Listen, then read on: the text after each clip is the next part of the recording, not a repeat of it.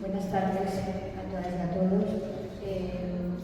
Bueno, yo estoy aquí en representación de Clásicas y Modernas porque desde muy recientemente tengo el honor y el orgullo de ser la presidenta de esta asociación que tiene tanta solera y que es una asociación que tiene un gran reconocimiento y un gran prestigio en su lucha por la igualdad efectiva en el mundo de la cultura.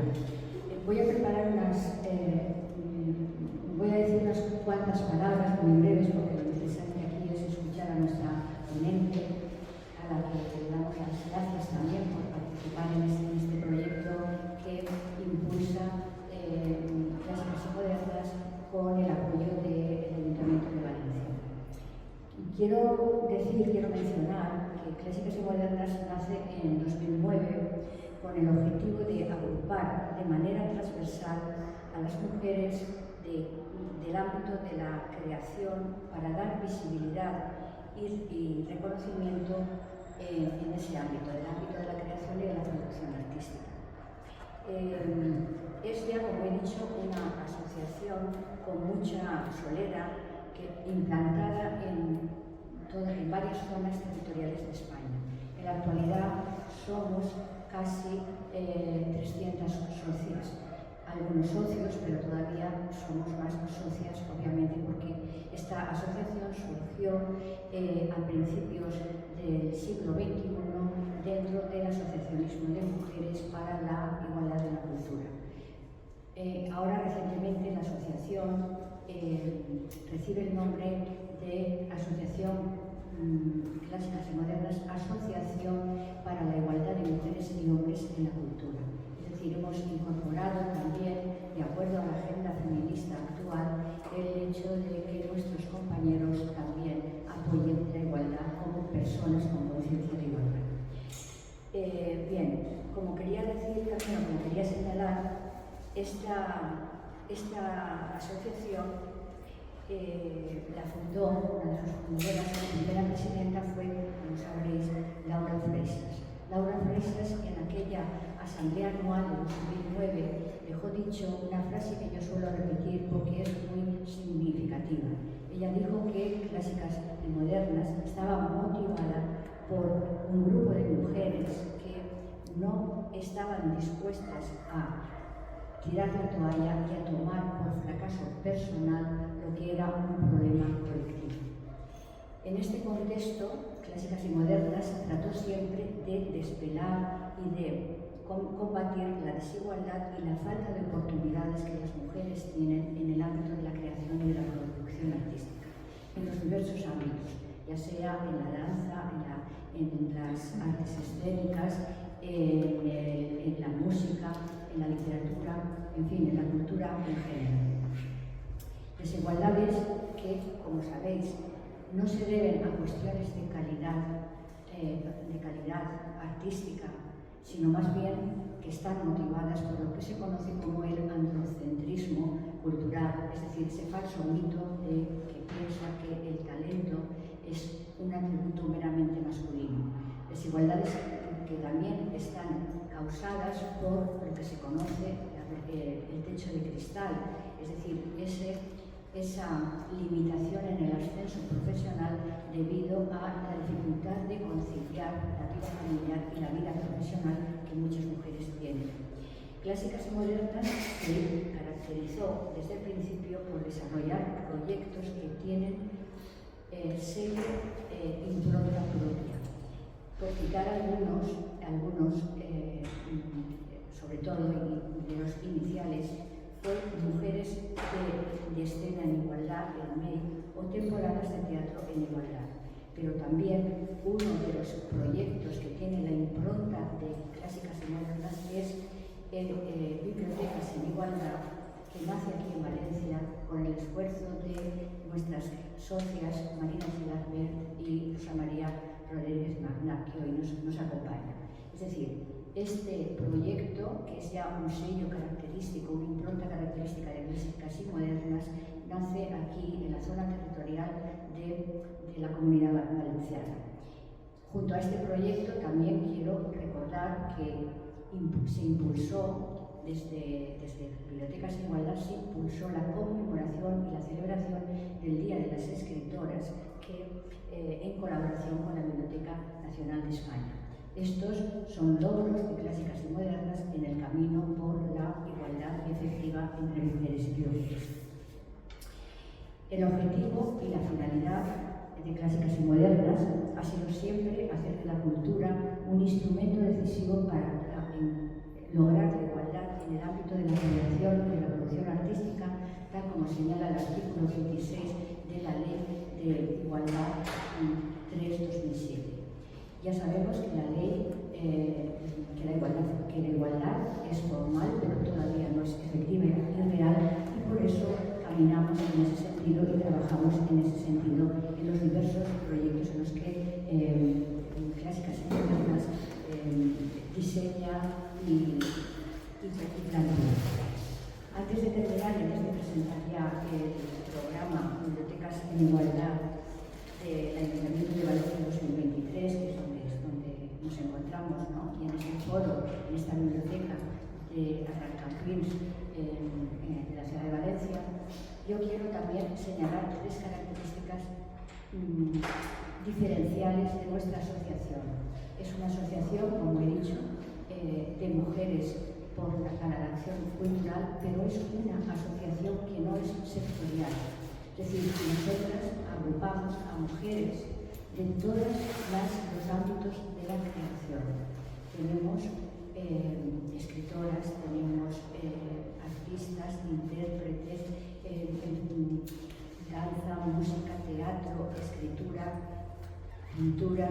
Este es un factor diferencial importante a tener en cuenta, porque aunque estamos unidas en el objetivo con otras compañeras como CIMA, Mujeres en el Cine, o MAP, Mujeres en las Artes Visuales, por decir algo, nosotras ampliamos el campo y no nos ceñimos únicamente a la cuestión de un sector profesional.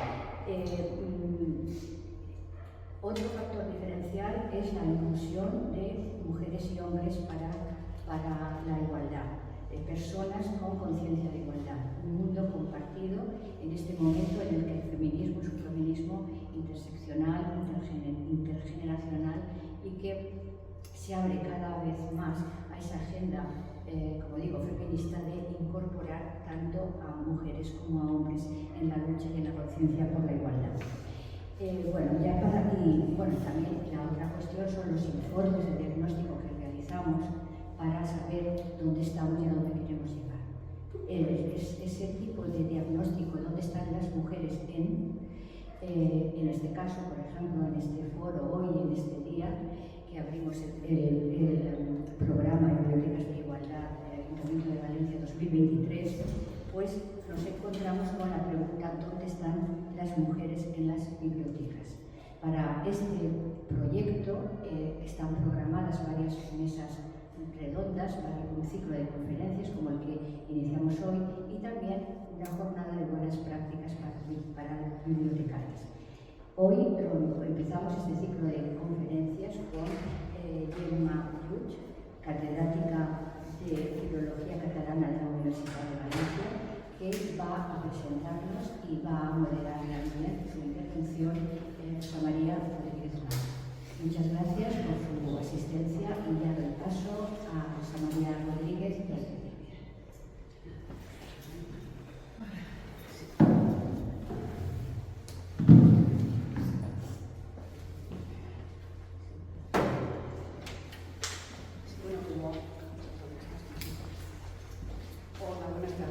Como ha dicho Amparo Zacarés, la presidenta de Clásicas y Modernas, este momento comienza el ciclo del convenio que habitualmente durante varios años tenemos con el Ayuntamiento de Valencia y la Asociación de Clásicas y Modernas.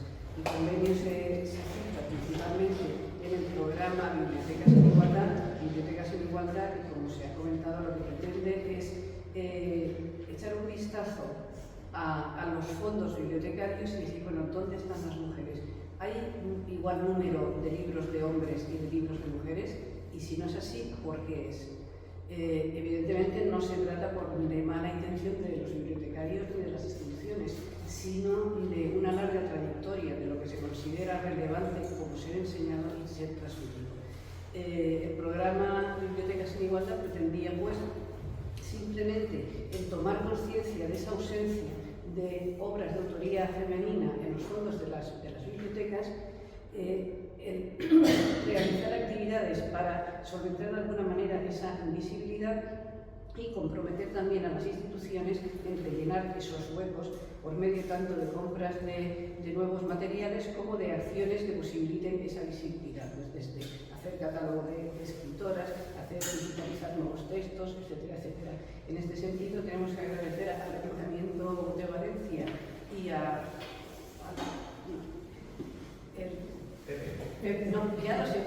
Pepe Dura debería estar aquí porque realmente él es parte de ese ayuntamiento, parte de esa concejalía que nos acoge año tras año y realmente este espacio es del ayuntamiento y este espacio es de las bibliotecas. Por lo tanto, muchas gracias, Pepe, por habernos admitido en este espacio que es vuestro una vez más. Como él ha sido muy modesto y no quiere estar, yo sí quiero agradecer esa colaboración de parte de la Concejalía de Maite Ibáñez, año tras año, que nos posibilita seguir profundizando en esta problemática. Este año lo que tenemos previsto, como acaba de avanzar, es una profundización, primero una investigación, en la medida que sea posible, a través de nuestros bibliotecarios y nuestras bibliotecarias, y por supuesto con la ayuda de la Concejalía, sobre qué sesgo de género hay en la lectura. ¿Hay alguna diferencia entre los libros que cogen los hombres, los libros que piden las mujeres? ¿Hay alguna diferencia por edades? Se está notando también el impacto de las nuevas tecnologías en que las nuevas generaciones leen más, leen menos. El asesoramiento de los bibliotecarios y de los libreros sigue siendo efectivo, o las nuevas generaciones se asesoran por medio de las nuevas tecnologías. ¿Cómo surge y cómo se desarrolla géneros a veces tradicionales y a veces nuevos, como pueda ser la fantasía romántica o la fantasía heroica? Eso genera una educación sentimental diferente entre varones y entre jóvenes. ¿Cómo se plasma eso en las relaciones personales? Esto es lo que nos interesa, de alguna manera, investigar con una serie de cuestionarios que pasaremos a nuestras bibliotecas, principalmente a las bibliotecas municipales, que son las protagonistas principales de esta investigación, y después también a nuestra red de bibliotecas de toda España, que son más de 180 en este momento, incluido también no solo bibliotecas municipales escolares, sino universitarias. Posteriormente a ello, como somos conscientes de que los grandes protagonistas son los y las bibliotecarias, lo que queremos es que ellos mismos nos digan cuál es su experiencia. Y por lo tanto, aparte del cuestionario y la evaluación de los datos subsiguientes, realizaremos una jornada de buenas prácticas donde habrá intercambio de todo eso que ya se está haciendo, porque no se trata de enseñar nada a nadie, sino de aprender precisamente de esos grandes profesionales que tenemos en todas las bibliotecas, en todos los medios, en los institutos, en los colegios. Es ese intercambio el que debe ser vivificador para saber qué se hace en Valencia, pero también qué se hace en Lugo, qué se hace en Sevilla, y esa jornada será tanto presencial como online para que fuera un gran intercambio. Todo ello quedará colgado, así como las conferencias que van a tener lugar en nuestra página web como material para bibliotecas. Y no quiero alargarme más, además le he pisado el terreno un poco a Marina, que cuando concluya pues dirá unas palabras. Y ahora sin más, ya estamos abusando de tu paciencia. No voy a leer todo eso. Además, bueno, si no me pongo las gafas puede ser que no lea siquiera nada. Bueno, tenemos, gracias Gemma Yu, quiero decir que cuando las otras ponentes han sabido que venía Gemma, han dicho, caramba, qué lujo, ella es una experta en literatura. Es catedrática de literatura en la Universidad de Valencia, en el Departamento de Filología Catalana. Empezó su tesina reflexionando sobre un trabajo sobre el valor. recuerdo, no me equivoco, que es esa la tesina de licenciatura, que era Rondalles maravillosas del trivalor, análisis estructural y comparativa. También su tesis doctoral fue sobre literatura infantil y juvenil en catalán. Posteriormente, su labor investigadora se ha centrado principalmente en la literatura infantil y juvenil. Por el libro más destacado de esta época es De princeses y héroes, la rondallística maravillosa del Trivalor en 1988, que además creo que obtuvo diversos premios. Y no solamente, bueno, en 1998 publica El lector poder, la literatura per a xoves, y gana el premio de la crítica de los escritores valencianos de 1999. No obstante, lo que quiero resaltar es que no solamente es una gran investigadora, sino que se ha lanzado también a la creación literaria con diversas obras. Entonces creo que tenemos hoy por hoy a la persona adecuada para empezar a profundizar un poco en ese tránsito de la literatura que va de la literatura oral a las nuevas tecnologías. Y ya sin más, porque lo que queremos es escucharte, Gemma, muchísimas gracias por haber aceptado esta invitación. Gracias. Gracias a ti, gracias a toda la asociación por invitarme y por estar aquí, porque la verdad que os seguía por redes, escuchaba todas las conferencias que tenéis colgadas y también el proyecto de bibliotecas me parece sumamente interesante y fantástico. Me he puesto el reloj para estar 45 minutos y así luego que podamos intercambiar y comentar experiencias. Si no os importa, yo me voy a levantar, porque a estas horas de la tarde, si me quedo sentada me duermo. Entonces, cuando hablé con Rosa María, me comentó de hablar sobre historias románticas, sobre los relatos románticos que últimamente están tan de moda y que por una parte tienen muchos detractores o detractoras, pero también muchas lectoras más que lectores. Pero a medida que iba tomando notas, me di cuenta que a mí no me gusta hablar del futuro sin hablar del pasado, porque de alguna manera hemos construido lo que somos en nuestro pasado y en cómo hemos contado historias a lo largo de la humanidad. Cuando empecé, la idea era hacer así como un recorrido, digo, eso es imposible. Entonces he hecho un itinerario, que es el que tenéis ahí. Hablaremos de los relatos fundacionales de la humanidad muy brevemente para centrarnos en la tradición oral. Siempre a mí me viene a la cabeza un comentario que me hizo una colega, una compañera del departamento hace muchos años y que me dijo: la tradición oral es machista. ¿Qué es esta? ¿Cómo va a ser machista? Tradición oral es tradición oral. Y me quedé ahí. Y de hecho ahí hice bastante trabajo de investigación para demostrar que no es.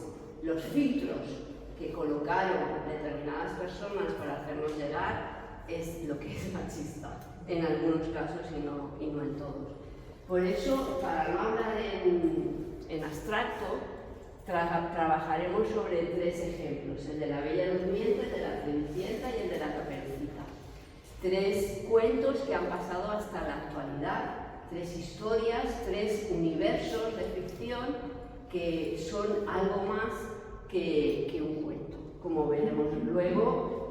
Cuando al principio hablábamos de Lady Di, la prensa utilizaba el cuento de la Cenicienta, también cuando empezó con la Reina Leticia, etc. Por tanto, vemos que son cuentos que van mucho más allá de lo que fueron en su primer momento. Ahí daremos un salto y pasaremos a los relatos de adolescentes del siglo XXI, aquellos que hicieron el cambio de siglo y que de alguna manera han sido relatos leídos por todos los adolescentes del mundo, no necesariamente románticos, pero con una presencia femenina muy fuerte. En algunos casos con controversias, pero lo mostraremos. Finalmente haremos una revisión de las historias románticas, pero os voy a presentar otra propuesta, no desde el análisis del discurso de estas historias, a pesar de que me volví a leer toda Elizabeth Benavent, porque hablando con Rosa María, me lo voy a volver a leer, me lo he vuelto a leer como 5 libros de... Bueno, eso. Y lo que sí que os trae son datos económicos. sobre la novela romántica, que también es interesante. Yo a mis alumnos de filología le digo que para estudiar literatura hay que saber de economía y de política, porque la economía y la política es lo que marca lo que leemos y lo que somos, de alguna manera. Y finalmente acabaremos brevemente con Guattari y presentaremos qué es. Veréis que a lo largo de toda la conferencia hay una idea principal, que la digo ya al principio y no voy a la conclusión para que quede clara. Cuando hay mediación de un docente o de un bibliotecario, y por eso el papel de las bibliotecas es absolutamente fundamental en esta sociedad en la que vivimos, y eso os enteran los políticos que tienen que hacer políticas públicas de lectura y ciudadanas o no vamos a ningún lado. Cuando hay una mediación, la lectura es de calidad, la lectura es diversa, los personajes que leemos son diversos. Y si hubiera esa mediación en todas las bibliotecas, los estudios no harían falta porque todos sabríamos qué es lo que se está leyendo. En el proyecto de investigación que tenemos del Ministerio, estamos revisando qué se lee en España, en catalán y en castellano, principalmente, y quién marca qué es lo que leemos. Estamos acabando de vaciar unas encuestas de bibliotecas públicas, a las que nos han contestado más de 170 bibliotecarios. Las diferencias entre lo que leen las personas, los usuarios, sin ningún tipo de mediación, de aquellos que van al mostrador, piden libro y leen, con lo que leen en el club de lectura, son diferencias, bueno, tremendas. Desgraciadamente empecé a tabular lo que leían los usuarios y acababa con depresión. Digo, es que no tenía que haber pedido este proyecto de investigación porque esto y Amazon es lo mismo. Exactamente lo mismo, es como si hubiera Goodreads, igual, lo mismo. Pero cuando entramos en los clubs de lectura, bueno, es que si antes era una forofa de los clubs de lectura, ahora soy una defensora acérrima de los clubs de lectura, de la variedad, de la diversidad, de los temas, de no solo de la actualidad, sino de todos los tiempos, clubs de lectura de ópera, que luego van a la ópera, todo el club de lectura culinarios, donde cocinan aquellos platos que les gustan a los protagonistas, clubs de lectura de todo tipo, de todo tipo. Dicho esto, vamos a empezar. Justo hay cosas que pasan porque tienen que pasar. Y estaba dándole vueltas a cómo enfocar un tema como este, porque al final no es... llega una edad que ya sabes cosas y no necesitas inventarte nada. Cuando ya sabes lo que tienes que hacer, pues buscas información de una cosa. El problema no es ese, el problema es cómo organizar un hilo argumental de lo que vas a decir. Y estaba pensando, ¿cómo empiezo? Y en eso iba escuchando la SER, iba caminando y escuchando la SER. Una entrevista maravillosa que me encantaría que la leyerais, que la escucharais, que la tenéis en el programa Hoy por Hoy de Mary Beard, de la historiadora Mary Beard.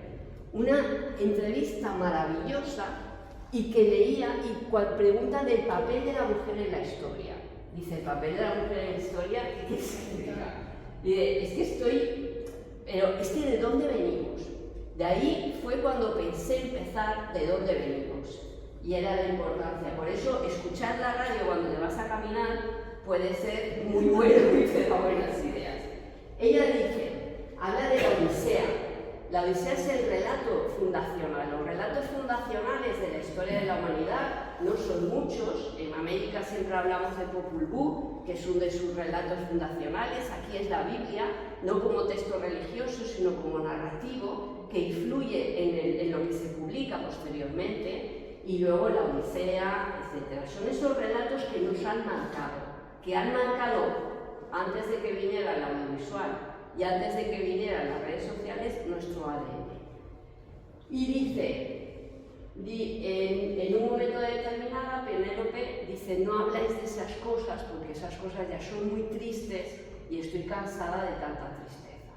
Y el hijo, que es un niño, se dirige a su madre, que es la reina, y le dice, madre, cállate, hablar es cosa de hombres.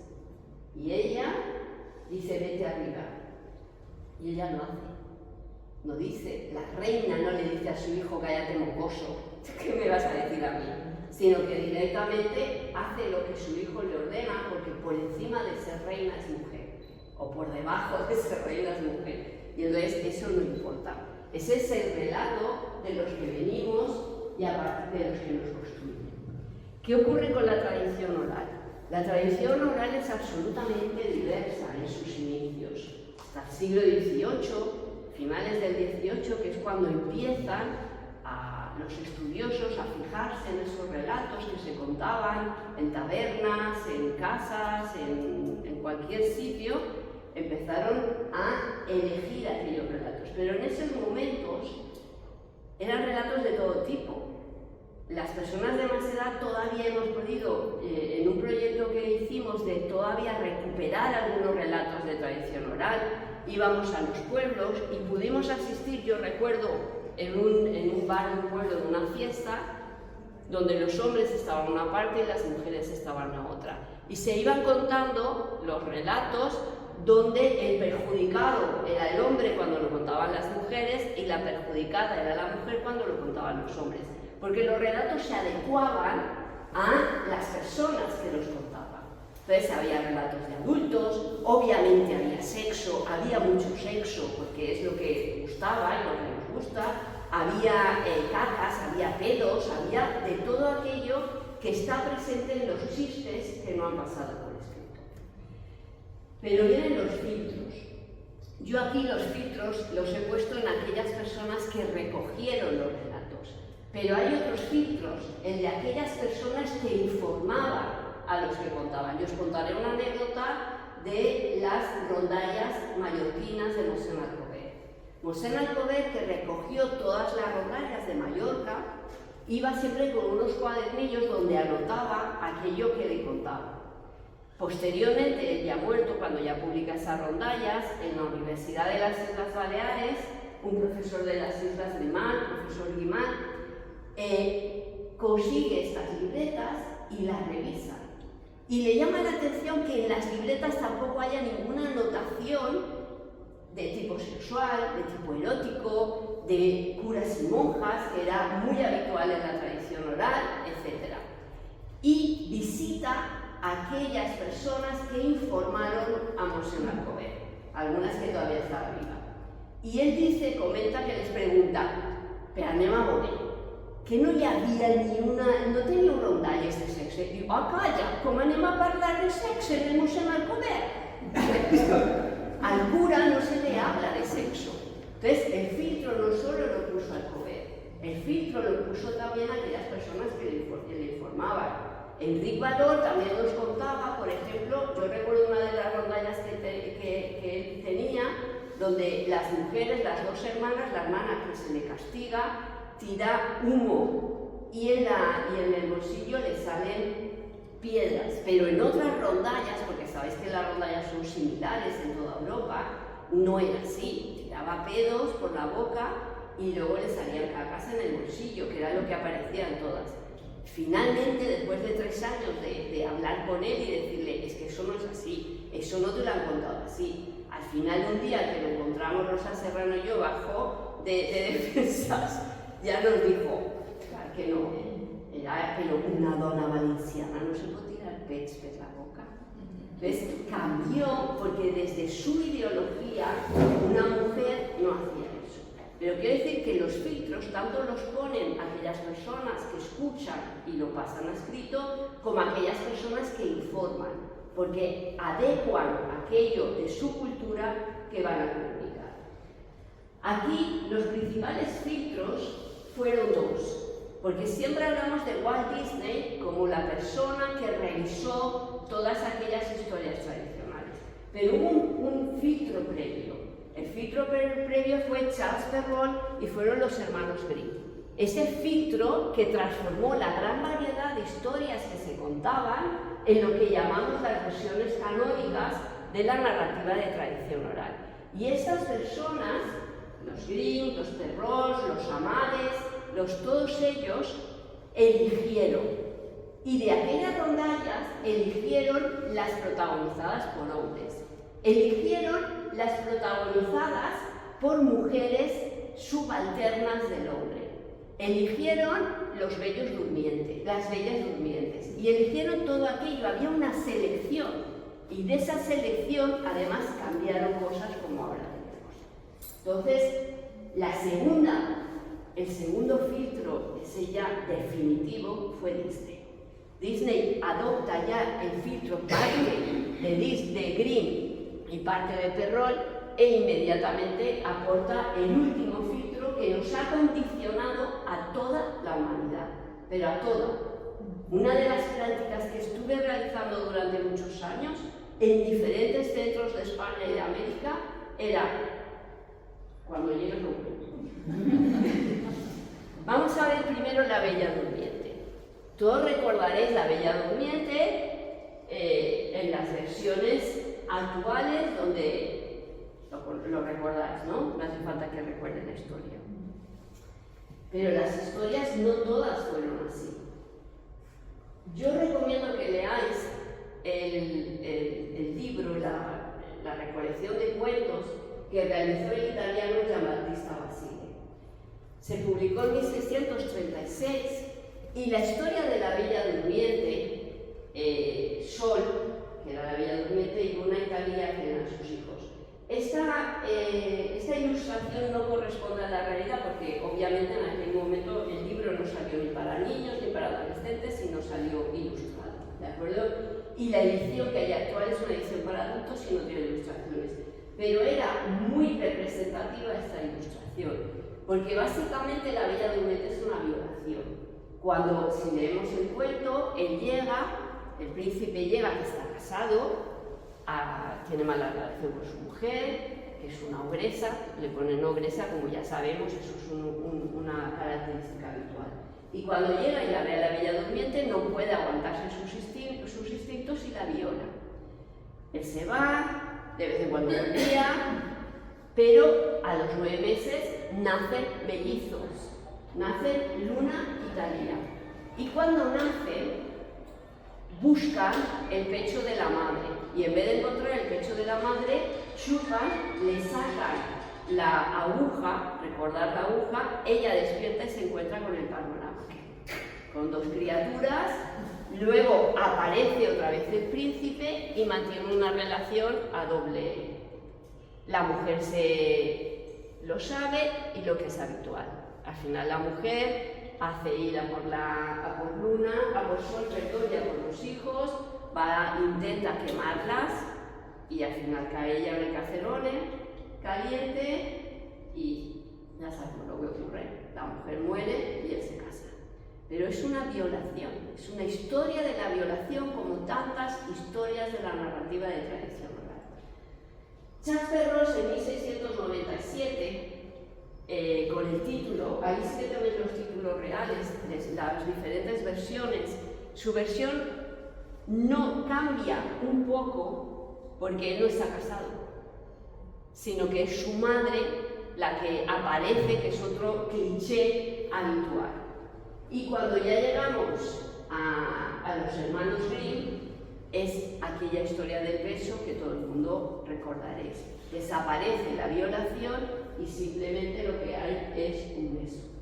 El beso es el que nos ha quedado en nuestro ADN, es el que se ha quedado en nuestro recuerdo.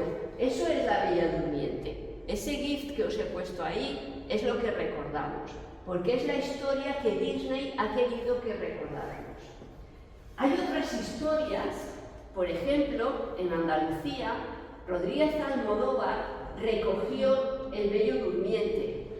Y hay muchas historias en Enric Valor que no son exactamente La Bella Durmiente, pero son variantes en las cuales él duerme, él pierde la memoria, él pierde la cabeza y es ella la que se va por el mundo y hace todo lo que tiene que hacer, como en el caso del hombre. Es decir, tenemos historias exactamente iguales en las que ella hace aquello que hace el hombre en las que nosotros conocemos, y él duerme. Y cuando ella ha acabado de hacer todo lo que tiene que hacer, el premio es que él se despierta y ya se casa. Pero la persona activa, el personaje activo, es ella, no él. ¿Qué ocurre? Si esto no lo había hecho nunca, pero puse El Bello Durmiente en Google y lo único que me apareció es esta historia horrible del Bello Durmiente de Cantinflas, que es una película, pero no sale nada sobre esta versión. De hecho, Rodríguez Almodóvar en un momento era muy leído en las escuelas, se ha dejado de leer, se ha dejado la mediación y nos hemos quedado y hemos olvidado aquellas historias en las que ella eran personajes activos. Vamos a ver el ejemplo de la Cenicienta. El ejemplo que os quería contar antes, la experiencia que os quería contar antes, es que hice una actividad en diferentes escuelas y bibliotecas, en centros, en los cuales pedía a las personas que asistían que me contaran la Cenicienta, pero no contar toda la historia, sino características. Las características de la Cenicienta eran las que tenéis ahí: el vestido, el zapato, el hada y la salida del palacio a las 12 de la noche. Eso es lo que todo el mundo recordaba. Me acuerdo de una maestra muy concienciada que le dije: es Disney, es todo lo que estoy recordando es Disney. Imposible, yo odio a Disney. Pero es que me da igual que lo odies. Es que está en tu ADN, porque es que da igual que tú no hayas visto una película de Disney, porque está en ti, está en todo lo que se ha hecho posteriormente. Que no. Era una persona de un pueblo del País Vasco, tenía la Cenicienta vasca, porque hice también un estudio de todas las Cenicientas europeas, y en la Cenicienta vasca no salía ni el zapatito, no salían las 12 de la noche, no salía el hada madrina y no salía nada de lo que ella recordaba. Y gracias a la evidencia científica de demostrar que la versión de Disney es la que había. ¿Por qué? La primera Cenicienta, bueno, la primera, ya sabéis que eso de la primera no es. La primera que aparece y más conocida es la de Perrault, la Cendrillon, de 1697. Y luego los hermanos Grimm, de la Cenicienta que tenéis aquí, de 1812. He puesto 1867, que es la versión en la que aparecen las ilustraciones de Gustave Doré, que son estas que también recordamos y que tenemos en nuestra cabeza. ¿Cómo es esa Cenicienta? ¿Cuándo se va? Os voy a contar la de los Grimm, la valenciana, la catalana, la vasca, la de andaluza, la de Castilla-La Mancha, la italiana, la mallorquina. Todas nuestras Cenicientas no tienen zapatos de cristal, porque es una estupidez ir con un zapato de cristal. Y una señora como la Cenicienta, con el culo pelado de estar fregando suelo por culpa de su madrastra, no se iba encima a poner un zapato de cristal. No hay una hada madrina, porque la Cenicienta mejor que nadie sabe que no hay hadas madrinas. ¿Quién le ayuda a la madre? ¿Quién le va a ayudar a nuestra madre? Que es la que le ayuda, y ella misma. ¿De qué manera? En unas versiones recuperando en el baúl los vestidos de su madre y cosiéndoselos ellos, que para eso es una persona independiente y autónoma. En otros casos, gracias a la ayuda de los pajaritos que le traen, o otros casos de aquellos árboles que nacen de la tumba de su madre. Eso es lo que tenemos en todas las versiones. Total, zapato de cristal, nada. Las 12 de la noche, en ninguna versión vuelve a las 12 de la noche, claro, porque si no hay hada que te pone una condición, no hay 12 de la noche, vuelve cuando le sale de las narices, vuelve cuando le da la gana. ¿Y cuándo le da la gana? Cuando lo tiene enamorado y lo tiene en el paquete y dice: ahí te quedas que yo me largo para casa. 1, 2 y 3 veces. A la tercera vez, que siempre son 3 veces por diversos motivos que no entran ahora, ella se da cuenta del peligro que corre con su madrastra y huye. Pero no hay aquellos elementos más coercitivos para la realidad de la mujer, no aparecen en ninguna versión de la tradición oral, solo aparecen en terror. Y Disney nos lo mete en la versión, en esa versión dulce, en esa versión de colores suaves, en esa versión que se nos ha metido en vena como la heroína. Esa es la versión que se nos ha quedado y eso es lo que recordamos. Una mujer que se ve guapa gracias a que viene otra y hace magia. Una mujer que a las 12 de la noche se tiene que volver a casa temerosa, miedosa de lo que le pueda ocurrir. Y una mujer que depende de tantas cosas. Pero esa no es la versión de la Cenicienta que contaban nuestras abuelas y nuestros abuelos durante siglos. ¿Qué ocurre? Os he dicho que da igual que no hayamos visto en la vida Disney, es que da exactamente igual, porque es que en todas aquellas propuestas, incluso las más bonitas, las más artísticas, las más culturales, como este Roberto Innocenti, maravilloso, mantiene la versión de Disney. Por tanto, tenemos un producto artísticamente bellísimo y que puede ser culturalmente alto, pero una historia que viene de Disney y no viene de los originales. Por tanto, consumimos la misma historia coercitiva, aunque la propuesta artística sea una propuesta artística como esta y tantas y tantas y tantas de lujo. No sé si os acordaréis de Los Tres Besones. En Los Tres Besones hubo un spin-off de los libros que eran Los Tres Besones y La Brusa Aburrida. Y las llevaban a cuentos. Ahí pasó lo mismo. Rosel Capdevila optó por llevarlos a cuentos, no en las versiones de Amades, que eran las catalanas, o las de Enric Valor, que eran más ricas y más bonitas, desde mi punto de vista, o las mallorquinas, sino acabó llevándolas a las versiones todas de Disney. Y no solo eso, la Cenicienta, en la primera versión del libro, cuando sale del palacio, esas son cosas que vas observando a lo largo de los estudios, se van en un sidecar, en una moto de sidecar. Y ella en el libro es la que conduce y el príncipe va al lado de copiloto. Cuando luego hace la versión audiovisual, el que conduce es él y ella va al lado. Es que conservé aquella foto porque me llamó la atención mucho. Y luego en el libro, que volvió a hacer una segunda edición después de la versión audiovisual, es él que conduce y ella la que va al lado. Así que esas cosas es importante recordarlas. Y luego la Caperucita Roja, que a mí es un cuento que me encanta y que todos los años espero que mis alumnos sepan ya qué pasa con Caperucita, y cada vez lo saben más cuando llegan a clase, pero siempre vuelvo a la Caperucita porque es un ejemplo magnífico de cómo se ha trabajado de diferentes maneras. Esta es la Caperucita del terror. No hace falta que lo cuente porque ahí se ve lo que ocurre. La Caperucita acaba con la violación, acaba con una moraleja final de Charles Perrault, como todos sus cuentos, advirtiendo ir con cuidado, que todos esos que están en las cortes, hay algunos que son lobos, pero los peores son aquellas ovejas vestidas de lobo, que lo único que quieren es acceder a vuestra cama. Y así se ve.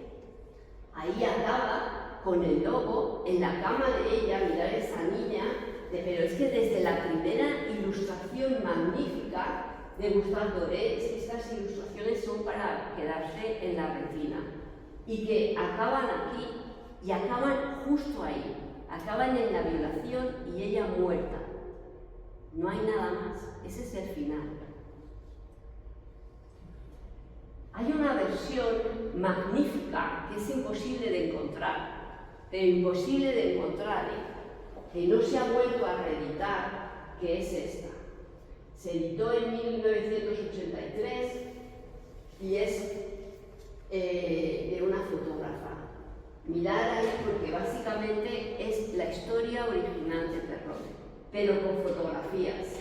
Aparece el coche de ese pederasta que va detrás de ella, aparece ella confiada, aparece ella ahí desnudándose y aparece la cama donde sabemos que él, el lobo en este caso, un hombre que nunca aparece, solo aparece esa amenaza que ya acaba, la ha violado a la niña.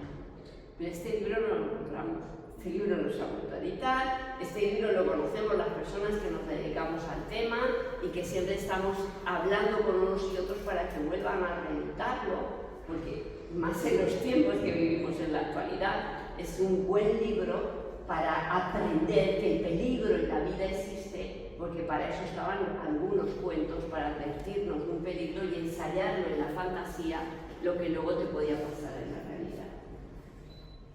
Lo que tenemos es esto.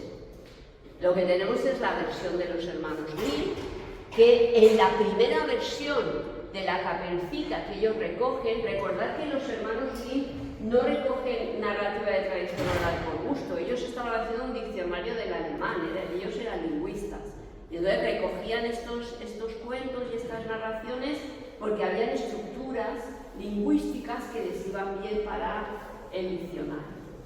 Las personas que trabajaban con ellos, los otros investigadores, les gustaban las historias, las dieron a leer a los niños de la familia y poco a poco las fueron publicando, pero hicieron hasta 6 ediciones o 7, no recuerdo ahora de memoria, hasta dejar pulidos aquellos cuentos que, según estos hombres, aquellos niños y niñas podían leer. En el caso de la Caperucita, no les gustaba que acabaran ahí. ¿Y qué hacen los hermanos Grimm? Ponen a una madre y una prohibición. No vayas por el bosque. Ponen una desobediencia, porque claro, las niñas han de ser obedientes. Ella desobedece, aparece el lobo, pero entonces mezclan, ponen el final de las 7 cabritas. Entran el final y entonces lo que hace es que llega el cazador, le abre, le pone las piedras y se cae. Y esa es la Caperucita que nos ha quedado. Esa es la Caperucita que tenemos en todas las versiones y, como en el caso anterior, incluso en esta propuesta, que fueron unas propuestas de 1965 magníficas, donde en Francia el Ministerio de Cultura, en el Museo Pompidou, hizo una propuesta a todos los artistas para que hicieran una propuesta única de los cuentos populares. Y esto es una pasada. En el libro no es más que manchas, y a través de las manchas tú ves la historia. Pero la historia es la segunda de los hermanos Grimm, no la primera versión. Y al final la Caperucita ha llegado hasta el relato erótico y la pornografía, donde un sueño de las personas que lo miran, de los hombres que miran, es esta Caperucita, que es donde ha acabado muchas de estas versiones. Eso es de donde venimos. Eso es lo que nos ha construido como seres humanos, como ciudadanos, lo que ha construido nuestra cultura. ¿Qué pasa en el siglo XXI? Cambiamos de tercio y nos vamos a 3 historias que marcan el inicio del siglo XXI. Son esas historias, esos mundos posibles que han sido donde se han educado generaciones y generaciones. Lo de Harry Potter es un fenómeno, como sabéis, que además ahora cada vez ganan más y más lectores y lectores más jóvenes. Niños y niñas de 11 años se están cascando todos los 8 libros continuamente, pero son lectores acérrimos de estas propuestas. Y ahí tenéis los protagonistas. Curiosamente, en estos libros, en las historias, hay chicas fuertes como Hermione, y he elegido esta porque en muchas de las historias, aunque Harry Potter es el protagonista, en las fotos es ella la que aparece en primer plano, porque es ella la que tiene todas aquellas características que consiguen llegar a conseguir lo que en cada libro, en cada aventura se necesita. Los Juegos del Hambre, cuando lo leí, fasciné, me quedé fascinada por ese personaje súper fuerte de ella. Es un personaje de una fortaleza enorme. Hay amor, pero el amor no lo es todo. Hay cantidad de relaciones, ocurren cantidad de cosas, pero no hay una obsesión por las relaciones amorosas en ese caso. Crepúsculo posiblemente es el más controvertido, pero si habéis leído los 4 libros y habéis llegado hasta el final, veréis cómo es un proceso de crecimiento de Bella, de la protagonista, y cómo al final ella y su hija son las que comandan esa manada no se llama, el grupo de vampiros y quien define el futuro de esos vampiros ahí. Y son personajes verdaderamente fuertes. Los estudios sociológicos lo que dicen es que mayoritariamente leen las mujeres, eso lo sabemos. Aquí se ve que mayoritariamente somos mujeres, vamos al teatro mayoritariamente somos mujeres, las lectoras en un 80% somos mujeres, etc. Pero las adolescentes saben como aquello, yo pago impuestos, yo quiero, a cambio, cuando hablas con alguien y no le convences, yo el argumento que uso, mira tío, cállate, yo pago igual que tú o más que tú y quiero lo mismo o más, punto. Ya está, ya llega un momento que hablamos como de poder y ya está, cuando no hay otros argumentos para convencer. Las adolescentes hablaron así y en el cambio de 20 al 21 decimos, nosotros leemos, nosotros queremos personajes fuertes, queremos personajes que cambien el mundo, que luchen contra todo. Queremos personajes que no estén todo el día detrás de ti, ay, que te quiero, ay, que no sé qué. No, puedo amar, puedo vivir, puedo luchar, puedo liderar, puedo matar en un mundo como los que aparecen ahí. Y esos son esos personajes que nos ofrecieron en estos relatos fuertes.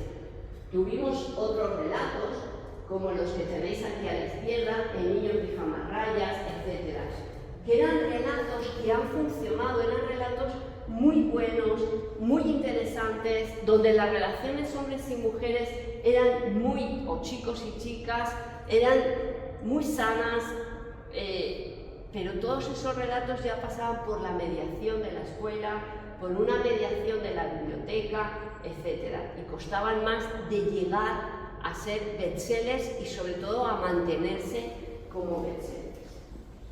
Y finalmente he dicho que hablaría 40 minutos y lo cumpliré. Llegamos a las historias románticas. Yo tengo problemas con las historias románticas porque cuando hablamos de historias románticas hablamos sobre todo de ese tipo de historias románticas que está ahí, que luego veremos. Porque me llamó la atención, digo, mira, es un buen momento para entrar en Goodreads y ver qué es lo que cuenta la gente sobre él, qué opinan las lectoras sobre esto. Vamos a ver el cuadro este que hay aquí y que es muy interesante. Porque estaba trabajando en un libro, lectura papel pantalla, y siempre había mirado la lectura romántica desde el punto de vista del análisis del discurso, qué patrón narratológico tiene, qué tipo de personajes, que trabaja, pero no desde el punto de vista económico. Y leí esta noticia que salió en Economist en el 2016 y que lo que he podido ver ahora continúa exactamente igual, y posiblemente la novela romántica es de las más fuertes económicamente. Es la que más dinero da, es la que más se lee. Además, sus lectoras, mirad, aquí, el 15% de los aficionados al género compra libros al menos una vez a la semana. Un 6% más de una vez a la semana. Es decir, es un tipo de lector, de comprador que le interesa la editorial porque compra, compra y compra. Las ventas. En 2013, la Asociación Americana de Escritores de Novela Romántica estimaba que las ventas de novelas románticas ascendieron a más de $1.000 millones.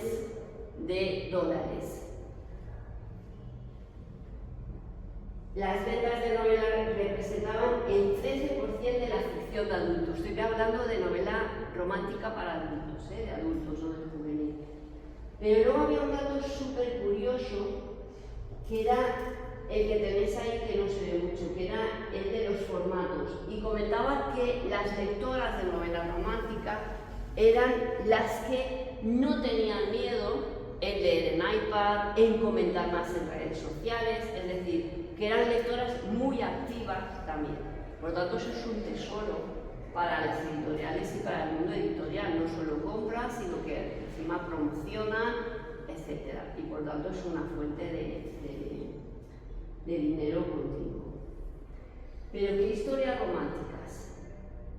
Porque historias románticas hay de todo tipo. Yo escogí la de Elizabeth Benavent II y sacar el patrón narratológico no era muy difícil porque básicamente todas las novelas son iguales. Es que al final, afortunadamente tengo el biblio y me las pude bajar. Estaban la mayoría libres y me las pude bajar y me hice una revisión. Es un patrón narratológico. A ver, El 90% de los escritores que publican siguen el mismo patrón narratológico, ¿vale? La gran mayoría. Julián Navarro escribe la misma novela desde ahora hasta ahora con algunos cambios. Pero eso es lo habitual en la ficción narrativa popular, la que más se vende, porque el lector lo que busca es una repetición del formato con algunos cambios y ya está. En este caso es similar, es una estructura narrativa muy similar, mayoritariamente es una mujer con amigas y todo el rollo del sexo. Hay mucho sexo, mucha relación erótica, que es lo que les gusta, y luego son relaciones a veces muy obsesivas en estas dos novelas.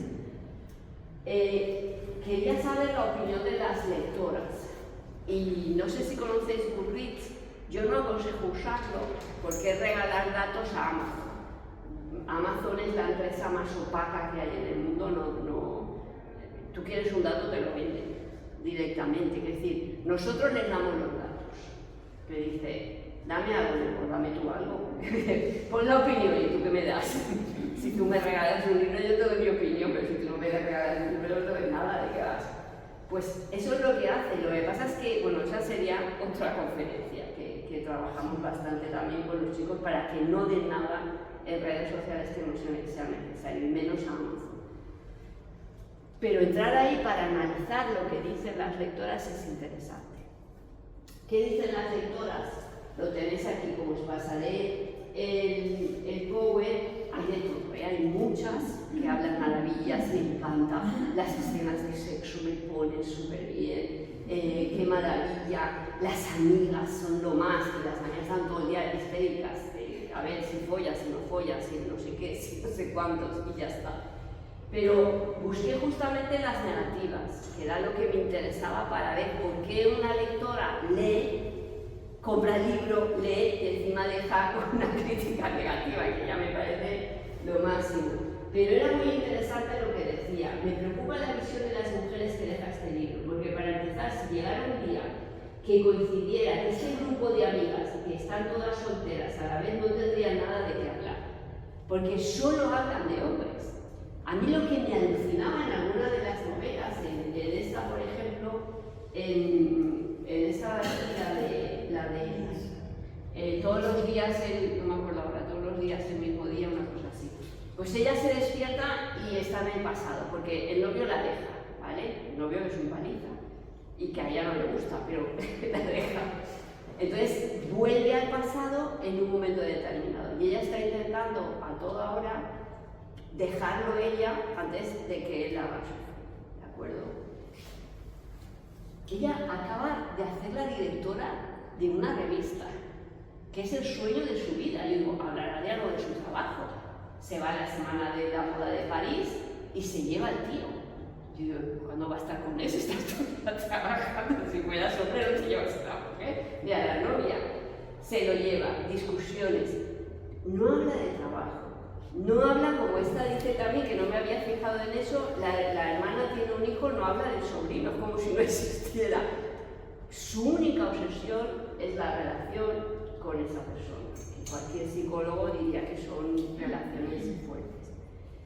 ¿Todas las novelas románticas son así? Evidentemente no. La cuestión es que estas se venden mucho. Yo la pregunta que me haría no es ¿por qué ella escribe así? Escribe así porque sus lectoras se lo piden y funciona. La pregunta que me haría es ¿por qué tantas mujeres necesitan leer ese tipo de novela?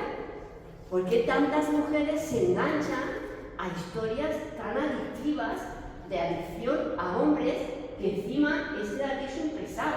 Vive en Madrid, no le gusta Madrid, a ella le gusta Madrid. No le gusta trabajar, le está toda hora diciéndole que por él trabaja tanto, pero trabajo porque me gusta, pues no trabajes tanto. A toda hora, todos son problemas, a todo aquello que le gusta a ella, él. Y ella enganchada, y todo el libro para engancharse. La pregunta es, ¿por qué una mujer del siglo XXI necesita leer o engancharse a este tipo de novelas? Y finalmente llegamos a Wattpad. ¿Qué es Wattpad? Comentabais que no sabíais qué es Wattpad. Wattpad es una aplicación de internet, como puede ser Twitter, como puede ser Instagram, como puede ser cualquiera. No es ni buena ni mala, porque las aplicaciones no son ni buenas ni malas, es aquello que nosotros hacemos con aquellas aplicaciones. Las características las tenéis ahí. Es un espacio fantástico en el que tú puedes escribir. Es como se pone ahí, es ficción narrativa cibernética porque tú puedes escribir, puedes poner fotos, puedes poner vídeos, puedes poner lo que te dé la gana, aparte.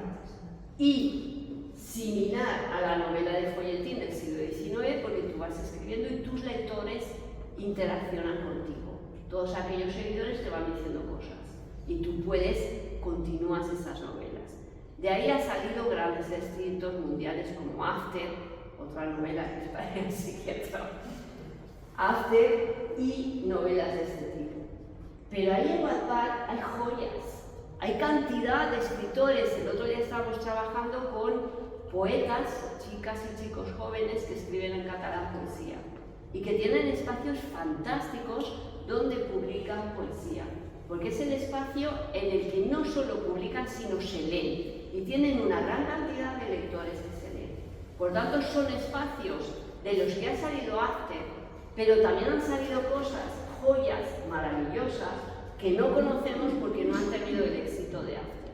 Y al final, la pregunta no es ¿por qué se escribe eso? Yo creo que la pregunta es ¿por qué se lee eso? Y esa es un buen momento, una buena pregunta para la discusión. Gracias.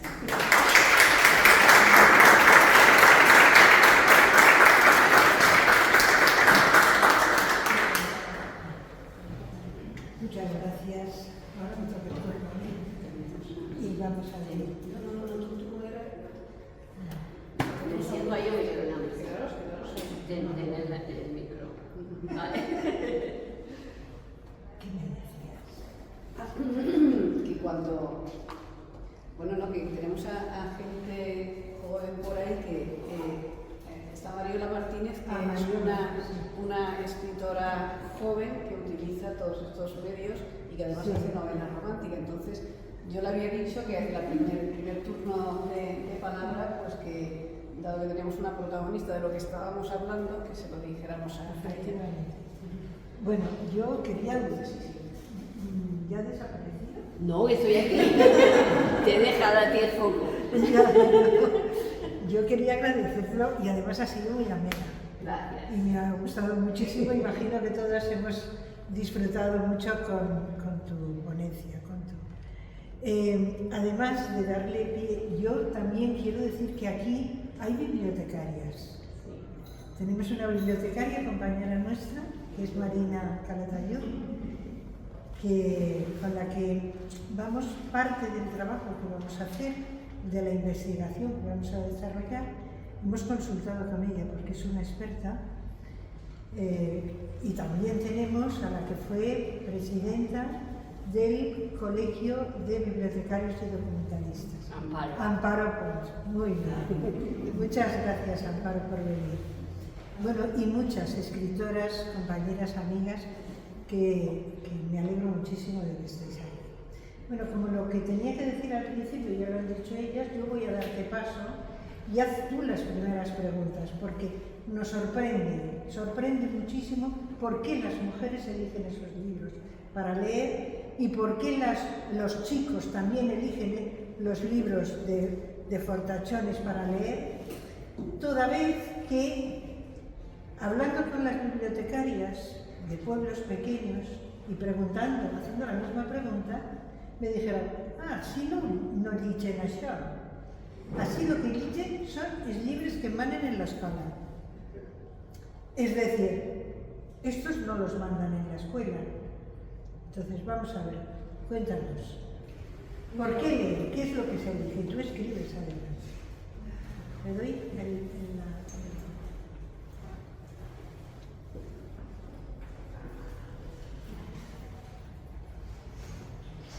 No voy a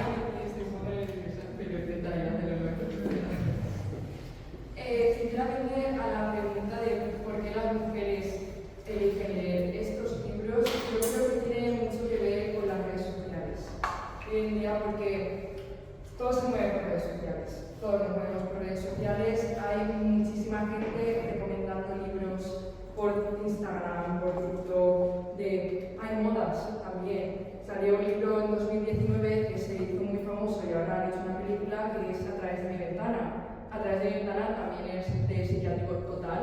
La protagonista está terriblemente obsesionada con el protagonista masculino. Pero se hizo moda. Se hizo moda y además las mujeres decían que querían tener un hombre, que querían tener un novio como el protagonista masculino, que era lo más tóxico que habíamos visto hasta la fecha. Pero realmente no tengo una explicación como tal. Yo diría que es por la sociedad, por la posición social también de si algo se pone de moda yo también me lo voy a leer. Si a todo el mundo le gusta algo, a mí también me va a gustar. Yo también quiero un novio como Ares Salomón que sea muy tóxico. También luego están otros libros que han intentado como darle la vuelta a este concepto de dejar todo lo tóxico y hacer un hombre ideal como puede ser Antes de diciembre, por ejemplo. Y es un libro que ha gustado muchísimo, de hecho la autora es la segunda más vendida después de J.K. Rowling, solo con los libros en español.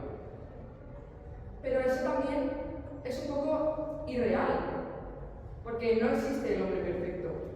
Como que ponía a la chica, que esto me da una rabia terrible cuando lo leo, ya no solo en este libro sino en todos, poner a la chica como súper patética, súper de que comete muchos errores, que pasa vergüenza, pero el chico no, el chico es intocable, el chico es perfecto y a él no le pasa nada.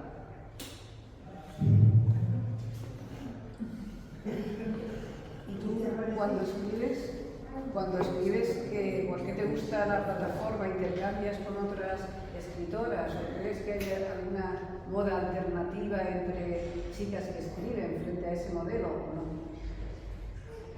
Yo empecé a escribir en Wattpad porque es una manera muy fácil de dar a conocer. Yo creo que también dar a conocer en Wattpad es, aparte de difícil, porque solo con la historia, o sea, no solo con la historia, no tienes alguien que te aconseje, simplemente con la opinión del público, simplemente dándote a conocer al público, ellos deciden si sí o si no.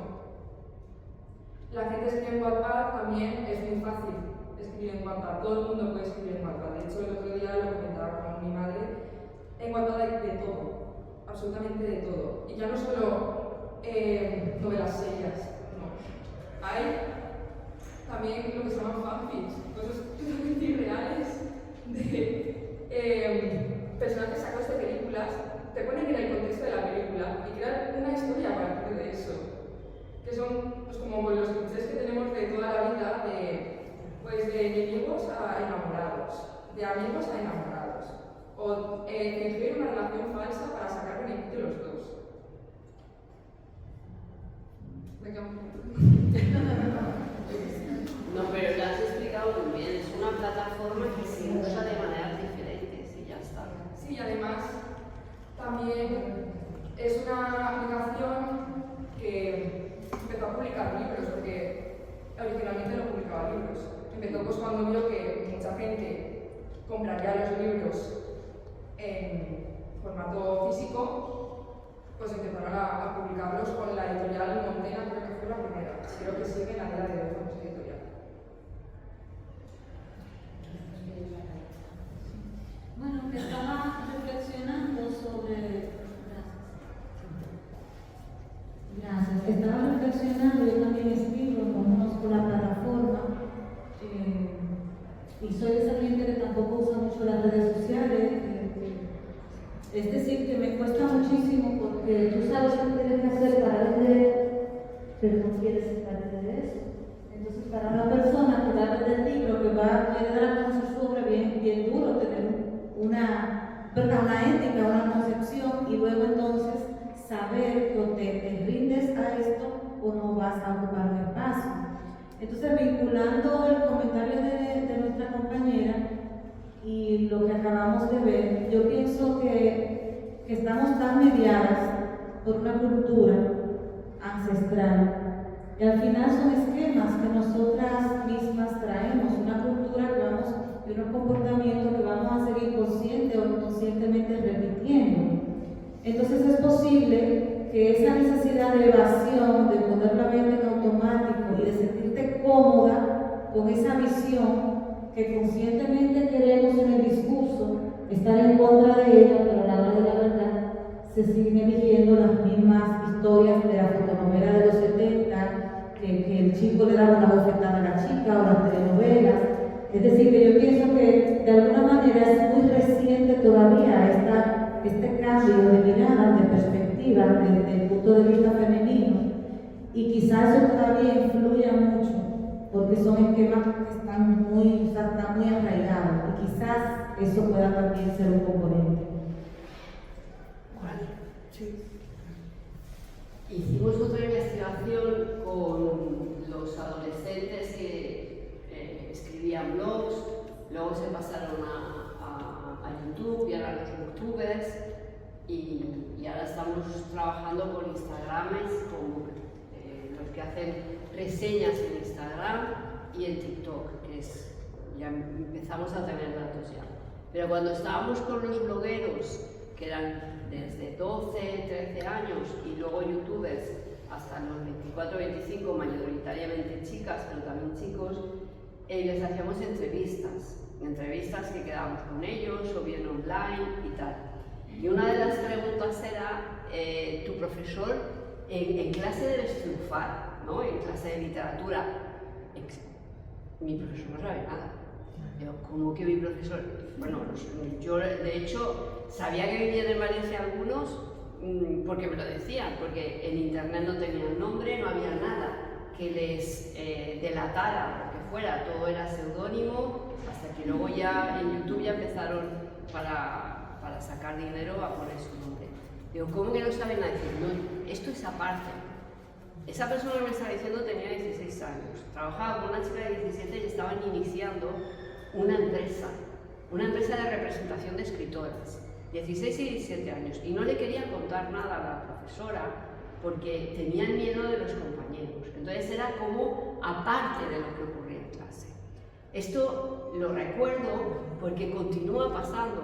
Nosotros trabajamos en clase, trabajamos en nuestras familias, no en todas las familias, en nuestras familias y en nuestras aulas, y acabamos pensando que ese marco de confianza nuestro es el universo, y el universo es variado.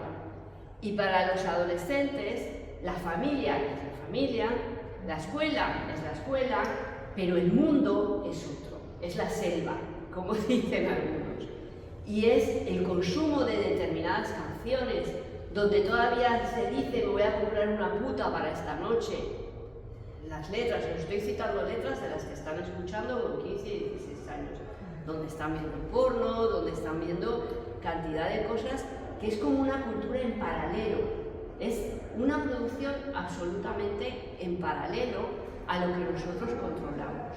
Hemos pensado que en España hemos adelantado mucho en derechos humanos, en derechos de la mujer, hemos adelantado mucho, pero hay otra cultura que está fuera de nuestros centros familiares y de nuestros centros docentes, que tiene mucho más fuerza que nosotros en la educación sentimental de los y las adolescentes. Y ahí está el problema muchas veces, porque ellos no consumen la televisión que consumimos nosotros, ni el teatro, ni etcétera, consumen otras cosas. Por eso el diálogo, por eso es tan importante que estés aquí, y el diálogo en clase de oírlos, de escucharlos, de oírlos hablar, de incentivar con ellos esa comprensión, que es muy difícil porque a veces ni lo saben. Yo tengo un sobrino ya de 15 y te digo, por cada canción machista que recuerdes, te doy 5 euros. Tú me envías la canción y la analizamos entre los dos y así voy recogiendo canciones. Pero a veces me alucina, y es una persona educada en un entorno como cualquiera, puede ser cualquier persona adolescente de vuestras familias, pero ¿esto por qué es machista? Pues está diciendo que es una puta. No lo entiende. Bueno, no me pongo así porque si me pongo así ya no hay nada que dejar. Hay que escuchar, ¿no? Pero es esa cultura que está ahí, está tan arraigada, a la que no llegamos. Entonces, nuestros marcos de confianza son nuestros y son de la escuela, pero no son los de ellos. Y ahí es donde hay esa educación sentimental que es tan diferente a lo que nosotros vemos. Posiblemente por esa educación sentimental diferente es por la que estos consumos, no de toda la novela romántica, sino tú has puesto también algunos ejemplos de una novela romántica muy tóxica, triunfa y engancha. Yo recomiendo entrar en Goodreads, buscar algunas de estas novelas y leer los comentarios de las lectoras, porque es para llorar. Voy a darle la palabra a Charo Alcalde, que tiene mucha experiencia en esa educación. Bueno, pues yo paso historias desde el año 84, que yo enseñaba educación, era profesora de historia, y había chicas que estaban por la igualdad, todo esto, ¿no? Lo tenían muy claro, vamos ellas. Pero al pasar historias, fantasearlas, la mejor historia de amor que me podría ocurrir, yo la relajaba, les ponía música, libremente, son anónimas, podéis poner lo que os dé la gana, empezaban a hacer estas historias. Estas historias, que empecé en el año 84, antes de la pandemia, fueron las últimas que pasé, con lo cual han pasado años, más de 30. ¿Qué es lo que ha cambiado? Pues han cambiado los lugares. Por ejemplo, las primeras historias del 84, América parecía pocas veces, era Lisboa como lugar romántico, París, etc., ¿no? Ahora es todo América. Los lugares, pero esencialmente no ha cambiado la historia romántica, las expectativas que tienen. Entonces se me ocurrió hacer unas preguntas. ¿Qué esperas del amor? Eran chicas de los últimos cursos de ESO y algunas de bachillerato también. Bueno, pues lo que esperaban era inaudito. Pero ya pone, porque claro, el feminismo está ahí, ya han oído algo, y espero que me respete y que me escuche. Mucho que me respete y que me escuche, o sea, que no se sienten escuchadas. Y esa era una pregunta. Otra era, ¿qué tienes del amor? Y la otra era, a ver, ¿qué esperas del amor? ¿Qué tienes del amor? Bueno, es igual, ahora me viene. Y los chicos, eran menos los chicos, porque en una clase había menos chicos. Pero, ¿qué esperas del amor de los chicos? Pues que sea muy placentero, que me respete y yo la respete. Punto. Una frase. Es decir, que no lo tenían, al hacerles esa pregunta se les ocurrió esa respuesta. Pero las chicas, con la misma edad, ya habían elaborado muchas reflexiones sobre el amor. Era un amor romántico, tenía todas las características. No sé, cuando me toque ya hablaré más detenidamente de todos los aspectos que tiene, ¿no? Pero entonces yo le dije, bueno, ¿qué está pasando con todo lo que hemos hecho? Son discursos teóricos reflexivos, pero aquí lo que se mueve son unas emociones que desde pequeñitas, a través de los gestos corporales, y eso yo lo he visto en mis sobrinas nietas, ¿no? Como una niña que a los 4 años se subía a los árboles, no sé qué, nada, de pronto un día quiere un vestido de tul y se sube con el vestido de tul a los árboles. Pero ha cambiado desde los 4 años, ahora que tendrá 10, en los gestos. Y esos gestos yo los he visto en los dibujos animados. Su hermano tiene 2 años más, ¿no? Si ella tiene 8 o 9, pues el hermano tiene 11. Se llevan muy bien, pero el hermano tiene la misma postura corporal. Ella es esta postura que hacen, ¿no? Las enamoradas y que esa postura que vemos en la publicidad, que lo vemos en los dibujos animados, que lo vemos en las historias, también están los cuerpos. Entonces, por miles de cosas simbólicas, sin palabras siquiera, por gestos, entran por colores, por gestos, y porque eso parece que es lo guay, lo mejor que te puede ocurrir, ¿no? Entonces, claro, está en miles de detalles que no es solamente la narración, ¿no? Por eso yo creo que las películas es tan importante hacer otro tipo de películas, otro tipo de historias, otro tipo de cuentos, ¿no? O que tengan diversidad. Pero el problema es que las historias ahora, como ha dicho Macarena, Mariola, perdona, están en TikTok.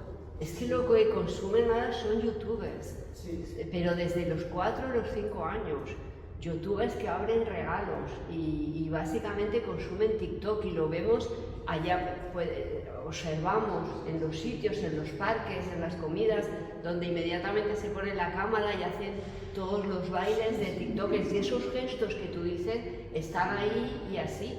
Y luego además con los filtros que se colocan, y donde niñas de 14 años en la realidad parecen adolescentes de 18 porque hay filtros donde te puedes poner pechos, etc. Entonces, es todo ese mundo, como muy bien dices, que está fuera de nuestro marco de confianza. Pero al final todos son relatos que se construyen desde otros espacios, no desde los espacios donde los hemos construido y consumido nosotras. Sí, totalmente. Bueno, yo vivo en un sitio que es una plaza frente al edificio de la Seguridad Social de la calle Pelayo, y bueno, estoy divertida porque todos los días tengo diversión, porque desde la mañana pronto, y más en vacaciones, los domingos, los sábados, los viernes, los jueves, hay grupos de jóvenes con gente un poquito más mayor que les da indicaciones también, y hacen performance de bailes. Y yo estaba alucinada y digo, mira, qué bien, qué disciplinados que son y tal. Hasta que yo lo vi en televisión, y claro, es una repetición de todas las, no lo que ven de TikTok, no solamente de TikTok, de televisión y de todo, claro. Así que, Muy bien. Sí. No sé si hay tiempo, Rosa, yo quería, felicitarte porque nos has dejado muy satisfechas con tu intervención, con la pregunta que has dejado abierta y con todo el desarrollo de estos relatos, con ese filtro ideológico con el que nos ha llevado. Yo quería recordar que aquí estamos hablando de la manosfera y de la socialización, es decir, esa educación afectiva, sentimental, la están asumiendo ahora desde lo que se conoce como pornosocialización, porque se sabe que cada vez más tempranamente, casi a la edad de 9 o 10 años, hay un consumo fácil de la pornografía, por parte sobre todo de niños, ¿no? Más que de niñas, sobre todo de niños. Y ahí asumen unos modelos que consideran que son correctos a la hora de relacionarse sexual y sentimentalmente. La manosfera también está haciendo mucho daño porque, como sabéis, es una plataforma digital donde se difunden todo tipo de comentarios misóginos hacia las mujeres, y además donde incluso el otro día leí se informa del feminismo, de lo que es falsamente el feminismo, o lo que quiere el feminismo en esas plataformas que ya podéis imaginaros lo que se dice al respecto. Yo creo que todo esto es un desafío, es lo que está sucediendo en estos momentos, y por eso yo quisiera también, aparte de esa pregunta que tú has lanzado, empezar al principio, algo tan bello que tú has hablado de la mediación que se está haciendo en las bibliotecas y de cómo el relato narrativo puede llegar de otra manera, y sobre todo algo muy importante que yo creo que tenemos que plantearnos, que es la necesidad de tener una cohesión grupal o una idea de vida común, de comunidad que se está perdiendo. Es decir, lo que tenemos, el desafío es restaurar esa vida en común, que no la hay, y sobre todo restaurarla con esa conciencia de igualdad y con valores humanos que son también los que están, pues, desafortunadamente desapareciendo. ¿Quiere Antonio que conteste? ¿Sí? Sí, no, breve, totalmente de acuerdo. Todos los análisis que tenemos de los clubes de lectura, de todas las políticas públicas sobre lectura que hemos hecho, sobre todo en América Latina, en Colombia, en Argentina y tal, la biblioteca es el centro neurológico del barrio. Y además en España ocurre en cantidad de comunidades autónomas, aquí menos porque faltan unas políticas públicas de lectura en bibliotecas mucho más serias de las que hay. No las hay, veníamos del desierto y no se ha sabido hacer. No es fácil hacerlo, porque es muy complejo, y hacer entender a la gente que la lectura es algo más que coger un libro en papel y ponerte a leer la A con la M con la AMA, es cohesionar, como tú has dicho. Los clubes de lectura de todas las edades están funcionando como espacios para la diversidad, para el conocimiento. Los clubes de lecturas para mujeres, tenemos análisis de experiencias de clubes de lectura con mujeres analfabetas que en 5 años se han sacado el graduado escolar y son responsables de su ocio y de su vida. Mujeres de 50 y de 55 años que los hijos se habían largado ya de casa, los maridos por ahí, y ellas van a la biblioteca porque la bibliotecaria las llama, pone un club de lectura y dice, pero si yo no sé leer, bueno, pues aprendes, escuchas, como toda la vida se ha hecho, leemos en voz alta. Se sacaron el graduado escolar y llevaron allí a todos los grandes escritores de España, porque consiguieron, hacían viajes arriba y abajo, y esas mujeres les cambió la vida la lectura.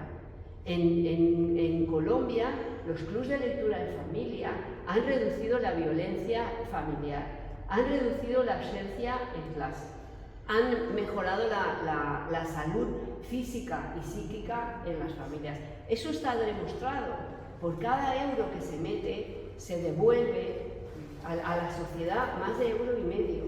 Pero esa concepción de la lectura como salvación ciudadana todavía nos falta, porque aquí nos creemos que todo el mundo lee.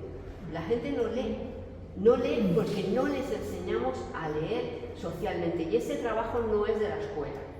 Ese trabajo no es de la escuela, que la escuela ya tiene bastante con lo que hace. Ese trabajo es de las bibliotecas, ese trabajo es de la sociedad, ese trabajo es de las familias, y ese trabajo es de todos los ciudadanos, porque es el tipo de país que nosotros queremos conseguir.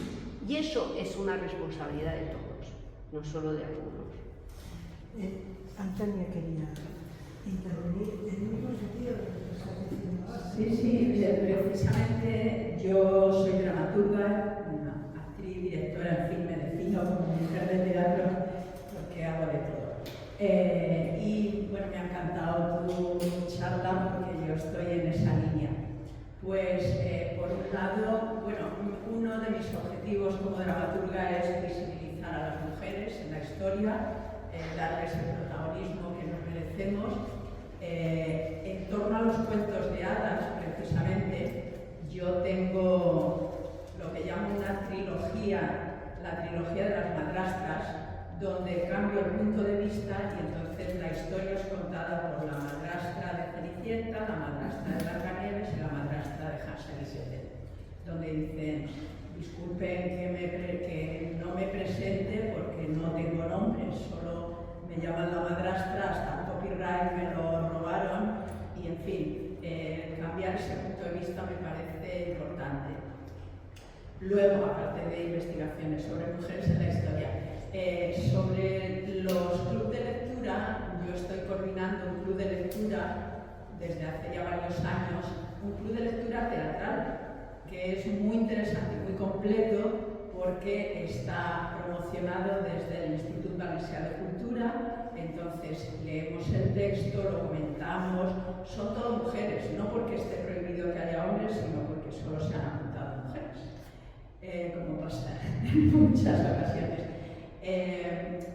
Yo les incentivo, si tú fueras la directora y tuvieras que ponerlo en escena, ¿cómo lo ves? ¿Cómo lo escuchas? ¿Cómo lo ves? Entonces se hacen propuestas, después lo leemos, leído allí en otra, son varias sesiones, luego vamos a ver el espectáculo y después hacemos otra sesión donde comentamos entre lo que hemos leído, lo que hemos soñado y lo que hemos visto. Y a partir de ahí yo estoy satisfechísima porque esta misma mañana estaba en la biblioteca con el club de lectura y me decían, decía una, yo es que antes iba al teatro y yo decía, pues me gusta o no me gusta. Y ahora voy y digo, pues esto creo que se podría mejorar por esta cosa. O esta dramaturgia me parece que no está bien porque el conflicto no está claro. Y bueno, es una satisfacción enorme. Y por acabar y no gastar más tiempo, hay otra línea con los adolescentes, que es una serie de publicaciones que hace la Asociación de Autoras y Autores de Teatro, a la que pertenezco, que se llama la colección El tamaño no importa, porque son textos breves, son textos breves escritos por autoras y autores para trabajar en los institutos con los alumnos y las alumnas, que precisamente voy a Málaga la semana que viene a trabajar en un instituto.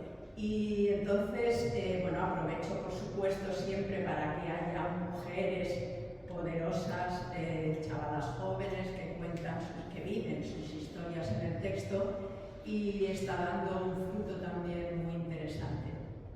Y bueno, que muchas gracias. Gracias. Yo quería dar la voz también a las bibliotecarias. Aquí tenemos dos bibliotecarias. Aquí ven. ¿Por qué? Mediadoras. Y también Amparo tiene por su total, me la Marina, tienes una amistad, pero ya me ha visto ya. Parecía una Bueno, Marina ha dicho que yo era presidenta del Colegio de Bibliotecarios, es cierto, yo no lo soy. Y yo soy bibliotecaria de una biblioteca especializada, del Museo de Ledno, del Museo Valenciano de Tecnología, con lo cual yo no tengo acceso a las familias como una biblioteca pública. Pero sí soy madre, y soy madre de dos niños chicos. Eso es muy importante porque yo creo que la gran responsabilidad de esta sociedad tienen las madres de niños chicos, ¿vale? Y ahora analizamos un poco eso. Y también tengo mucho contacto con las bibliotecarias de bibliotecas públicas, de pueblos, de la ciudad, de donde sea. Y yo creo que el tema ha dado la clave de una cosa, y es que nuestra labor, sobre todo, es hacer una mediación con los chavales, pero sobre todo con las familias. No se puede imaginar el poco conocimiento que tienen los padres y las madres sobre literatura infantil y juvenil, sobre qué deben leer sus hijos, porque no todo vale, lo siento, tenemos que indicarles, saber qué edad tenemos para leer qué cosa, y para que no nos pasen cosas como por ejemplo que está pasando a mi hijo. Yo tengo un hijo de 10 años que seguro no le puede leer porque habla con chicas, y lo digo en fito, porque habla con chicas. ¿Qué le pasa a este niño? Porque este niño no se dedica a ver TikToks, ni youtubers, ni cosas así, y sus amigos sí. Y tiene una relación completamente diferente, mi hijo, con las niñas, que los compañeros de clase con las niñas. Y eso es algo que hemos hablado la señora y yo muchas veces, y las diferencias es que tu hijo Joan es un niño muy inocente, porque le faltan esas realidades que tienen los otros manos. Y eso hay que pensarlo, ¿eh? ¿Qué está pasando ahí? Me he ido a mi vida personal, pero yo creo que la clave está en las familias, porque las familias van muy perdidas. Respecto al uso de las bibliotecas, porque mucha gente todavía no sabe que las bibliotecas es un servicio completamente público a la que cualquier persona puede acceder, que pueden tomar los préstamos, que se pueden hacer miles de actividades. No tienen claro cómo buscar un libro, ni orientarse en nada, ni saber lo que es un álbum ilustrado, ni qué autores existen, nada. Y tenemos que hacer la labor hacia ellos. Deberíamos estar creando actividades muy proactivas dedicadas a las familias, pero desde el minuto cero tienen que hacer los manos, porque tenemos que acompañarles. Y esa responsabilidad de los padres. Y la escuela hace lo que puede hacer. Y nos quejamos siempre de que la escuela siempre obliga a las lecturas. Pero es que igual el resto de acompañamiento lo tienen que hacer las familias, pero con ayuda de los bibliotecarios. Y esa yo creo que no es. ¿Qué quieres decirnos? Sí. Yo la sensación que tengo es que es como si viviésemos en universos paralelos. Por una parte está todos los aspectos formales de la educación, de la formación, de las universidades, y por otra parte está esa realidad de la que yo he aprendido muchas cosas que no sabía. ¿Qué me preocupa? Me preocupa la falta de músculo de nuestro sistema bibliotecario. Tenemos un sistema bibliotecario en la Comunidad Valenciana exiguo, que ha perdido el tren muchísimas veces, que dispone de unos profesionales cada vez más formados, pero en muchas ocasiones que no tienen manos, y eso empieza en la propia Consellería responsable del sistema bibliotecario, donde se puede hacer un poco más que repartir subvenciones y externalizar los programas de fomento al lector, a veces con más éxito y otras veces con poco éxito.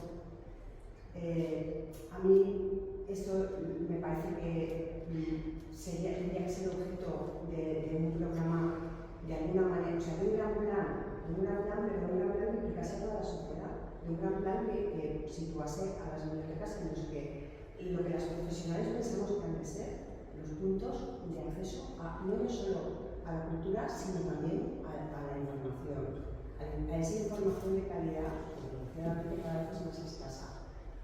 Claro, a lo mejor estoy hablando desde ese universo paralelo que no tiene ya nada que ver con la realidad. La realidad va por otros sitios, por otros derroteros.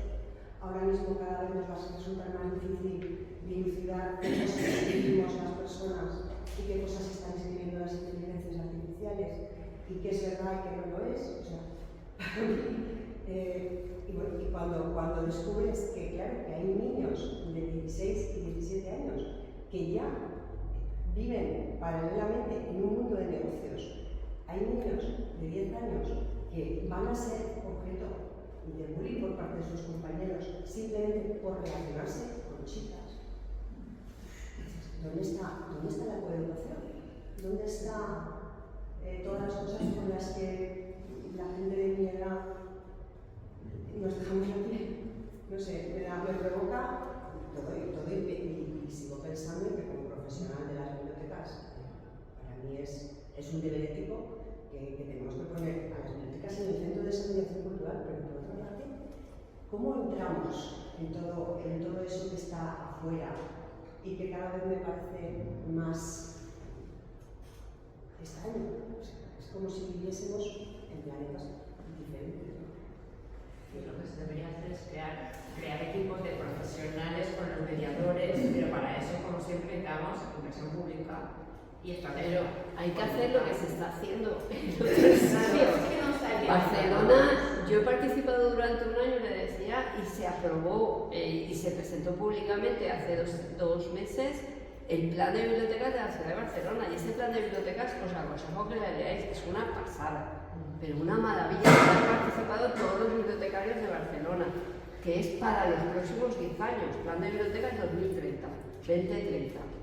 Y ahí hay de todo, y participan en las bibliotecas un mogollón. Pero es que te vas a Euskadi y te vas a la mediateca que hay en la Tabacalera y hay una cocina donde los chicos cocinan, y otro sitio que tiene una batería y tocan música para no molestar a los demás.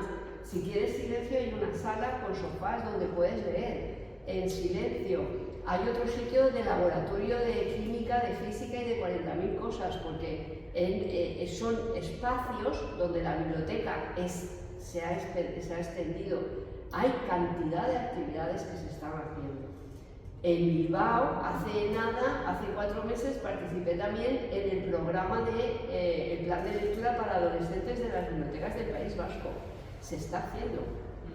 Y no hay que imaginar, simplemente hay que ver lo que se hace fuera, ver qué es lo que nos viene bien aquí y adaptarlo aquí, que es lo que siempre hay que hacer, no partir de cero, porque ya hay gente que trabaja maravillosamente bien. Y aquí hay mucha gente que trabaja muy bien.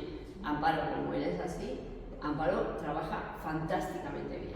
Lleva una biblioteca específica y temática donde hace de todo, cenas de la noche de la nit de les ànimes, no sé qué, hace de todo. Y aquí hay cantidad de cosas que se están haciendo. Lo que hay que hacer es que esas buenas prácticas se conozcan y no sean de una sola biblioteca, sino que sean de otras. Lo que hace falta es coordinar y tener un plan de lectura. Eso es lo que hace falta. Pero bueno, mirad, ahora son elecciones.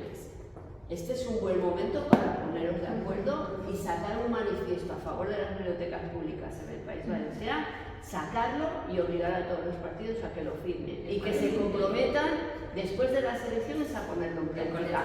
Ahora es un buen momento para hacerlo. Vamos a sacar uno de bibliotecas escolares, porque se están abandonando las bibliotecas escolares y estamos ahora sacando un manifiesto a favor de las bibliotecas escolares y del libro físico.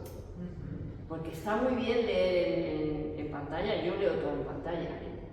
En casa creo que no tengo casi libro físico, pero es mi elección. No es la elección política para todo el mundo. Y el libro, el papel, también es necesario en los centros. Porque se está abandonando el libro en papel por el digital para quitar las bibliotecas escolares. En Corea se está reuniendo con todos los partidos políticos. Pues que lo firmen todo Dios y lo firmamos todos para sacar y pedir unas políticas públicas de bibliotecas fuertes y no volver a perder el carro, como muy bien has dicho. Bueno, yo quería decir, felicitarte, Emma, que está genial. Y bueno, hablar brevemente de una experiencia de la que he participado directamente aquí en Valencia, de biblioteca, de la Biblioteca de Prehistoria, del Museo de Prehistoria. Y allí han organizado una especie de club de lectura con 5, 6 o 7 asociaciones diferentes de enfermos, con la Cruz Roja, con la Asociación Gitana, con uno de los CIES de la zona, etc.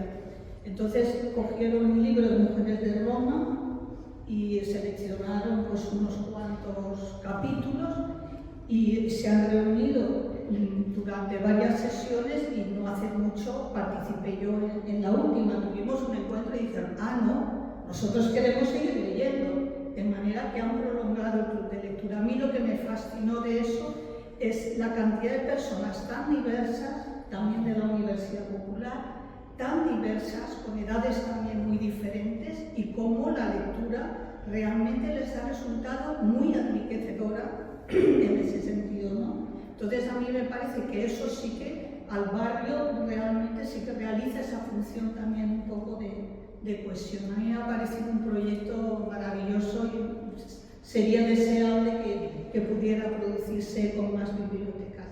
Gracias. Un sentimiento positivo para irnos a casa con una sonrisa. Sin duda alguna, sin duda alguna. Y tú además has aportado gran parte de la conclusión de hoy.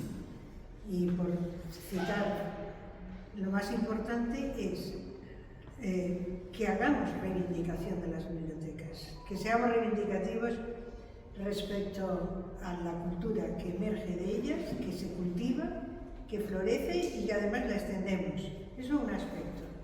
En cualquier espacio, los espacios se rompen, porque las bibliotecas ya no están vinculadas ahora solamente a los espacios. Las bibliotecas, comentaba yo el otro día, somos las personas, que somos libros a veces andando. Bien. Esa es una conclusión. La otra conclusión que a mí me parece es el resultado de vuestras aportaciones. Es decir, hagamos aquello juntas que sabemos hacer y sabemos poner la cultura en primer lugar. ¿Y eso qué quiere decir? Que me apunto al manifiesto, me apunto a un trabajo colaborativo, me apunto sobre todo a salir del anonimato. Y una recomendación también a las bibliotecas municipales de esta comunidad. Vamos a iniciar una investigación que es pionera. Nadie está preguntando, como bien sabe Marina, que lo conoce ya el cuestionario y en breve lo conocerá Amparo, nadie pregunta en las bibliotecas si los libros que adquieren están segregados por sexo o no. ¿Qué libros han comprado escritos por mujeres o de obra femenina y qué libros han sido que se compran que son de obra masculina? Nada. Es decir, no tenemos datos tampoco. Si no tenemos datos, poco podemos planificar. Luego, apoyemos la investigación, apoyemos todo aquello que no será una investigación fabulosa, el estilo, pero sin duda alguna confirmará grandes de las hipótesis que estamos, por otras líneas de investigación, se están poniendo de manifiesto. ¿Y algo más? Rosa María, ¿tú di algo más? ¿Añades?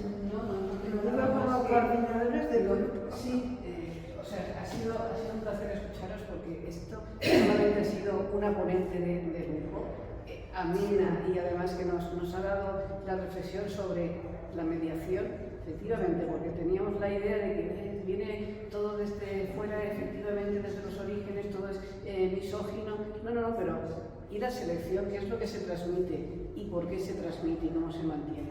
Bueno, hemos disfrutado contigo, no te vamos a soltar, queremos además que sigas en Clásicas y Modernas mucho con todo lo que tú sabes, pero por favor, el público ha sido de lujo. Hay que ver qué debate y por favor seguid teniendo porque enriquecéis todo lo que hacemos. El martes que viene tendremos a Pilar Safón hablando sobre los peligros que la literatura infantil y juvenil esconde. Espero volver a veros y muchísimas gracias por todo lo que habéis dicho y por estar vosotros aquí.